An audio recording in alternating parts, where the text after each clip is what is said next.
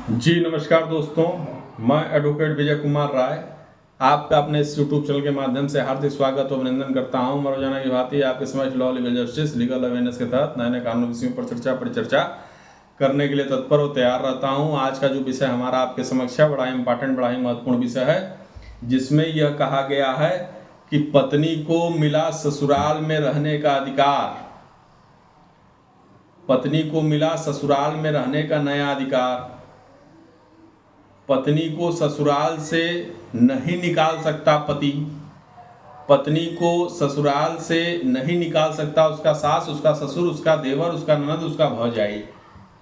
यह अधिकार क्या है, किस अधिकार के बाबत यह बात हो रही, तो इसी पर आज मेरी आपके समक्ष चर्चा है।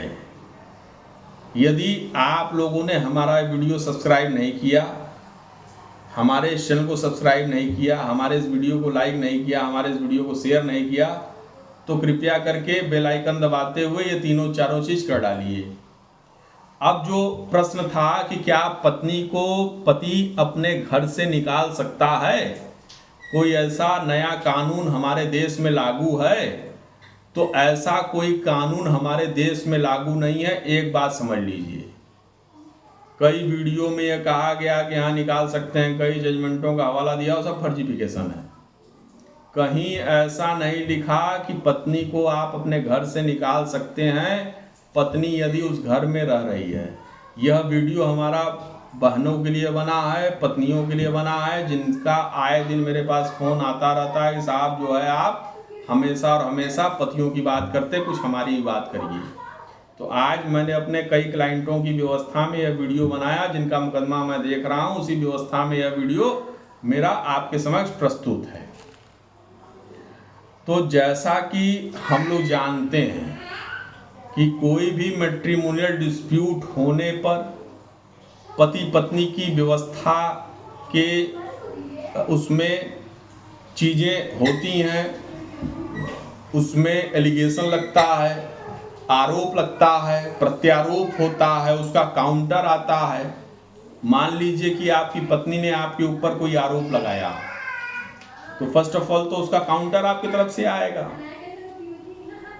जब काउंटर आता है, पत्नी ने मान लीजिए कह दिया कि हमको मारते पीटते हैं, तो भैया आप मारते पीटते हैं तो यस है, नहीं मारते पीटते हैं तो नो है।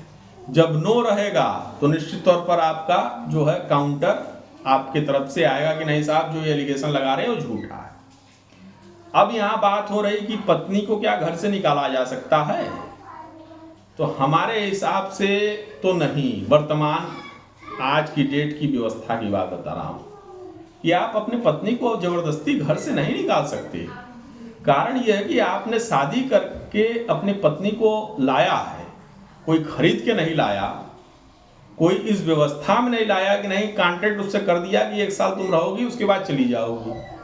जैसे हमारे राजस्थान में बहुएं खरीदी जाती हैं, बंगाल से लड़कियां जो है ला के बेची जाती हैं, तो वैसी व्यवस्था में आप नहीं है ना। आपने तो बकायदे शादी किया, तिलक किया, बैंड बाजा गाजा बारात सब लेके आप गए, तो आप जो है अपनी पत्नी को निकाल पाइएगा, और किस आधार पर निकालिएगा, ये भी तो बड़ा इंपॉर्टेंट प्रश्न है। तो पत्नी को आप, अगर पत्नी स्वयं न चाहे तो आप उसको अपने घर से नहीं निकाल पाइएगा। पहली चीज तो ये दिमाग में बैठा लीजिए कि आपको, आप अगर पत्नी हैं तो आपको आपका पति, उसका परिवार वाला उस घर से नहीं निकाल पाइएगा, न निकाल पाएगा जब तक आप स्वयं से न जाइएगा। दूसरी बात कि आपके द्वारा, यदि आप पत्नी हैं और आप द्वारा यदि कोई कंप्लेंट किया जाता है पति और उसके ससुराल वालों के खिलाफ, तो उस व्यवस्था में आप निकलने के लिए तैयार रहिए। क्यों? इसलिए कि देखिए, आप पत्नी हैं, आपने अपने पति की व्यवस्था में आरोप लगा दिया, मारता है पीटता है, सास ससुर के ऊपर आरोप लगा दिया, झूठा सच्चा जो भी है उस पर चर्चा हमको नहीं करनी है। लेकिन जब आपने आरोप लगा दिया तो पति के पास भी कई ऐसे विकल्प हैं जिसका प्रयोग करके वह आपको घर से निकाल सकता है। हम कह रहे हैं कि कोई ठीक है, लीगल राइट उसको नहीं है, लेकिन वो मारपीट के आपको घर से बाहर कर दे। जैसे हमारे क्लाइंट थे, मैट्रिमोनियल डिस्प्यूट हुआ, कहीं कुछ नहीं था, बस एक वही नहीं बताया आपसे, चाणक्य बैठे हैं जगह जगह, लड़की पक्ष के तरफ से भी चाणक्य बैठे हैं, लड़के पक्ष के तरफ से भी चाणक्य बैठे हैं। तो उन्हीं चाणक्यों की व्यवस्था में किसी ने कुछ कहा होगा, उसी व्यवस्था में उसने रात को 2 बजे जो है मारपीट की अपनी पत्नी को, बच्चे को बाहर कर दिया गेट से। उसने ये कहा कि नहीं जो है अब तुम हमारे घर में नहीं रहोगी, न तुमको मैं रखूंगा। अब उसका ये कहना था। अब बेचारी महिला 3 घंटा वहां रही, इसके बाद उसके चाणक्यों ने फोन किया कि चली जाओ थाने, एप्लीकेशन मूव करो और फिर हम लोग सवेरे आते हैं, तुमको लेके जाएंगे। तो उस व्यवस्था में वो गई, उसी व्यवस्था में जो है उसने एप्लीकेशन मूव की। 3 घंटा बाद जब जो है चाणक्य का पूरा परिवार जो है आके उसको लेके चला गया।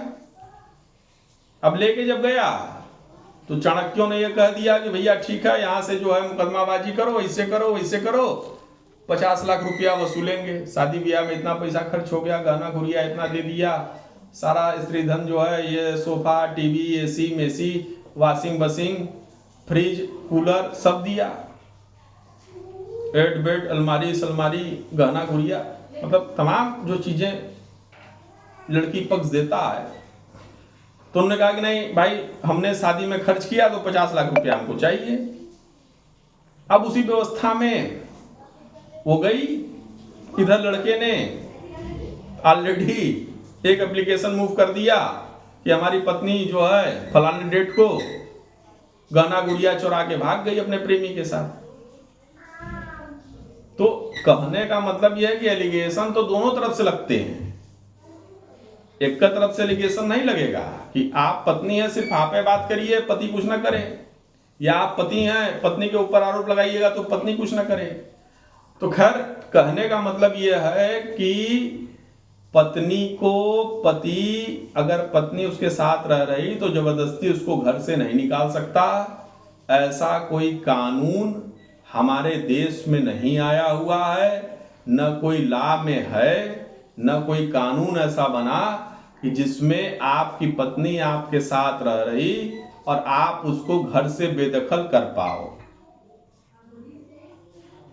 एक कानून था, वो भी कानून के बारे में समझ लीजिए।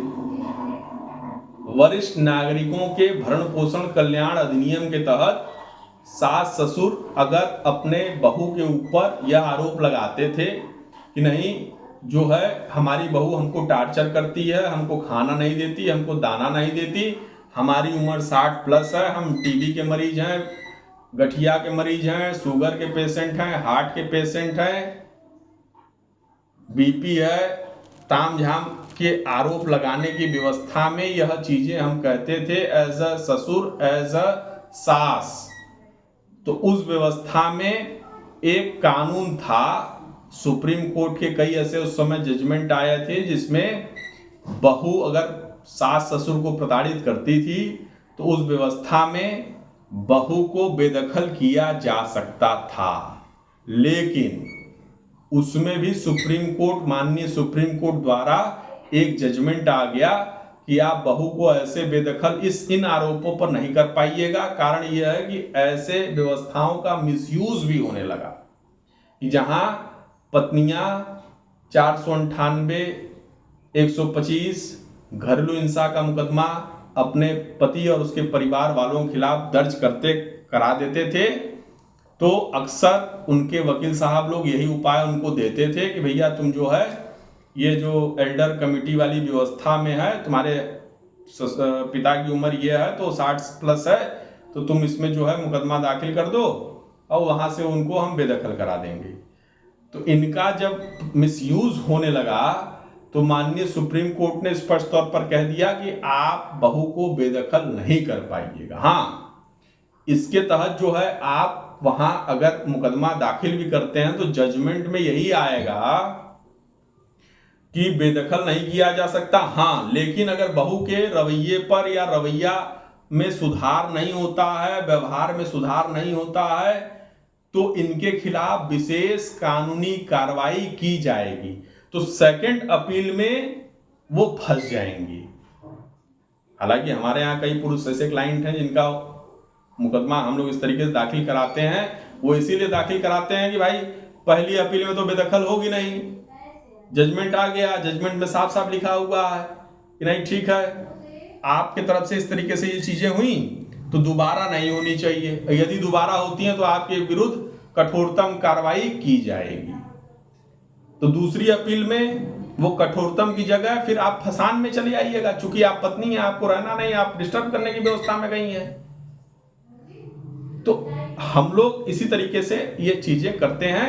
अब उसका रिजल्ट ये होता है कि कल की डेट में मान लीजिए सास ससुर को मुलजिम बना दे, तो हमारे पास एक आधार रहता है कि नहीं साहब हमने ये फलाने जगह मुकदमा दाखिल किया था, हमको ये रिजल्ट मिला और इन्होंने जो हमको टार्चर किया, तो हमारा तो कोई रोले नहीं है, फर्जी मुकदमा है।